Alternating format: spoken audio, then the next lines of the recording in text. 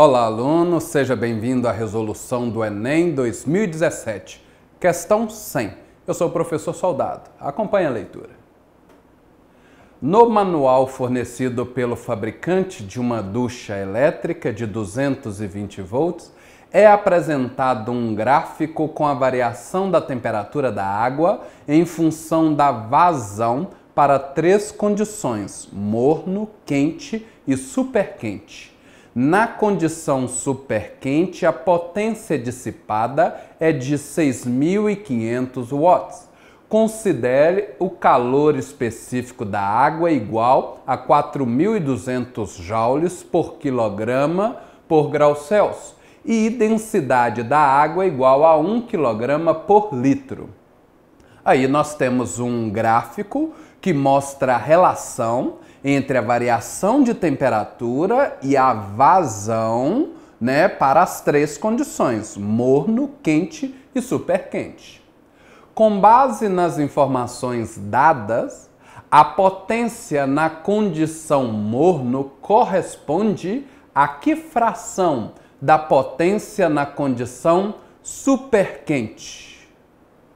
Bom, nós queremos saber qual é a relação entre a potência no estado morno e a potência no estado superquente.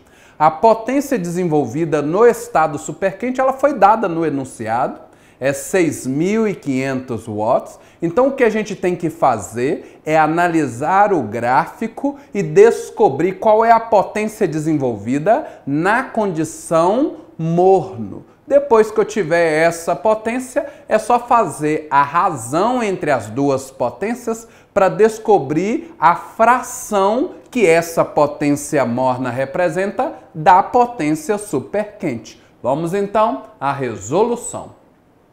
Este é o gráfico que nós temos nesta questão. ΔT em função da vazão. Eu quero calcular potência. Essa potência é uma potência térmica. Nós sabemos que potência térmica é a razão entre o calor fornecido para a água e o intervalo de tempo. Então aqui está a definição de potência térmica. Calor, que é a energia fornecida, dividido pelo tempo. Este calor fornecido para a água é o que causa a variação de temperatura, e este calor que causa a variação de temperatura a gente chama de calor sensível. E a gente sabe qual é a fórmula que calcula o calor sensível. É mc ΔT. Então aqui está, substituir no lugar do que? mc ΔT. Nós temos como dado deste problema a densidade da água. Então, ao invés de deixar essa expressão em função da massa, eu vou deixar em função da densidade. Basta lembrar que massa é densidade vezes volume. Então, usando a definição de densidade, a gente escreve massa igual a densidade vezes volume. Outro dado que a gente tem neste gráfico é vazão. Observe que a vazão é dado em litros por minuto, ou seja, vazão é volume dividido por tempo. Nessa expressão da potência térmica, eu tenho volume dividido por tempo e eu vou então trocar no lugar de volume dividido por tempo, eu vou dizer que é vazão e representar pela letra Z. Temos então que a potência é igual a dZc vezes ΔT. Então observe que eu obtive uma expressão para a potência térmica, onde eu tenho dois dados que eu vou tirar do gráfico, o Z, que é a vazão, e o ΔT, que é a variação de temperatura. Eu vou aplicar essa fórmula primeiro para aquela curva 1 que caracteriza o estado morno. Aquela curva 1 ali, eu vou usar aquele ponto cuja vazão é 3 litros por minuto. Eu já vou fazer aqui uma conversão. Eu vou passar de litros por minuto para litros por segundo. Qual é a razão disso? A razão disso é que a potência eu quero calcular em watt, e o watt significa joule por segundo. Por isso que eu quero a unidade de tempo sendo segundo. Então aqui eu tenho 3 litros por minuto é a vazão que eu vou converter. Nós sabemos que 1 minuto são 60 segundos. Então aqui, no lugar do minuto, eu substituí por 60 segundos.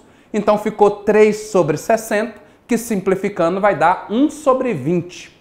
Então 3 litros por minuto corresponde à fração 1 sobre 20 litros por segundo. Aí agora sim, vou usar essa fórmula para analisar a curva 1.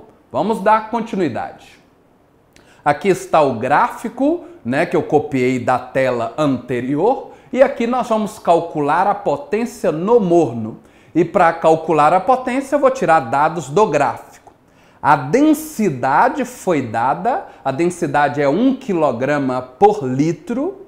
E a vazão, né, eu estou pegando a curva 1, estou usando aquele ponto cuja vazão é 3 litros por minuto, que a gente já sabe que corresponde a 1 sobre 20. O calor específico é 4.200 e a variação de temperatura, observe aquele ponto, ó. Observe este ponto aqui, ó. Este ponto aqui, ó, a variação de temperatura não é desta, um pouco acima, é 12 graus Celsius. Substituir este valor ali para poder fazer o cálculo da potência no morno. Vai dar 2.520 essa conta. Bom, então agora a gente já tem a potência na condição morno. A potência na condição superquente foi dada no enunciado, é 6.500 watts. Se você quer saber que fração representa essa potência do morno, é só pegar a potência do morno e dividir pela potência do superquente. Só que quando a gente pega esse valor, 2.520, e divide por 6.500 watts, a gente não encontra nenhuma alternativa.